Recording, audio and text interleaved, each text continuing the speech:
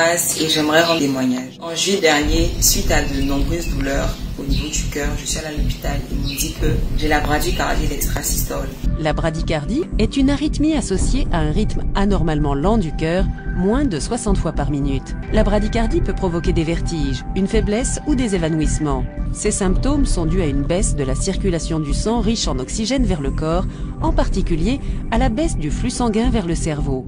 On traite la bradycardie par des médicaments ou, dans les cas graves, par l'insertion d'un stimulateur cardiaque afin de réguler le rythme cardiaque.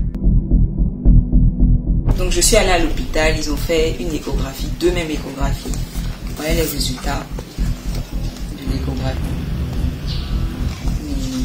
Ils ont dit qu'il y a quelque chose qui ne va pas. Et moi j'avais des douleurs, des picotements et tout ça. Et quand ils ont pris ma tension et autres, ils ont constaté que j'étais à 49 battements par minute. Début novembre, les douleurs sont devenues graves. Je suis allée à l'hôpital, ils m'ont hospitalisée et ils ont vu qu'il n'y avait pas d'amélioration. J'étais toujours à 49 battements par minute et c'était très irrégulier toujours. Un soir, j'étais en train de parler avec Eunice Kwame qui fait partie de l'Assemblée et qui m'a fait savoir qu'il fallait que je parle à papa. Donc ce qu'il faut savoir, que j'étais déjà partie à 2 veillées à l'Assemblée et j'ai vu à quel point Dieu est puissant. Donc j'ai parlé à papa et papa m'a demandé où est-ce que je vivais. J'ai dit que j'habitais à Bata. Il m'a dit bon, ce dimanche je veux te voir à l'église. Quand je suis arrivée, j'étais trop pâle, j'étais pas vraiment dans l'atmosphère parce que j'étais mal, j'avais mal au cœur, à la poitrine, ça n'allait pas.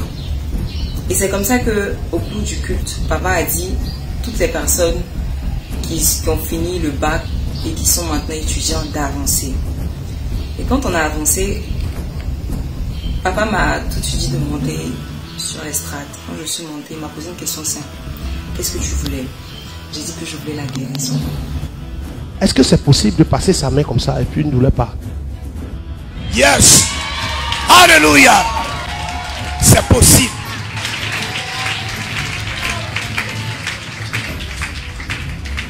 Normalement, c'est quelqu'un qui fait ça.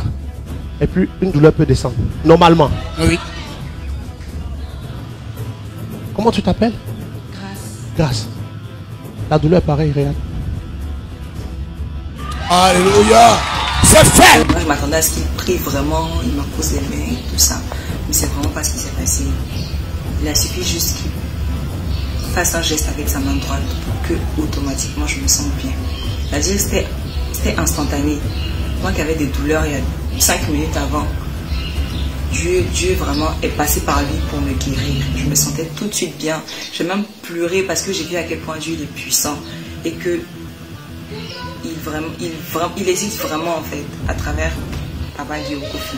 Donc ensuite, j'avais la semaine qui suivait, j'avais d'autres examens à faire. On m'a même dit de venir faire une fibroscopie pour voir ce qui ne va pas concrètement. Après le culte et la semaine, les jours qui ont suivi, j'avais plus de douleur, j'avais plus mal en fait. Moi qui n'arrivais même pas à dormir à cause des douleurs, je me sentais totalement bien. Donc quand je suis allée faire les examens, les prises de sang, ECG, échographie, radiographie, ils ont vu que tout allait bien et que moi qui étais à 47, 49, il y a 2 semaines, je me retrouve à 66 battements par minute. J'ai même pleuré de joie en fait, parce que j'ai vu à quel point Dieu, il agit vraiment en temps et en heure.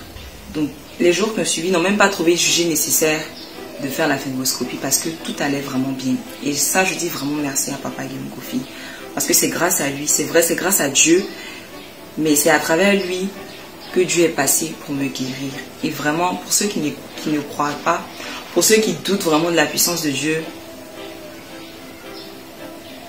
attachez-vous à lui.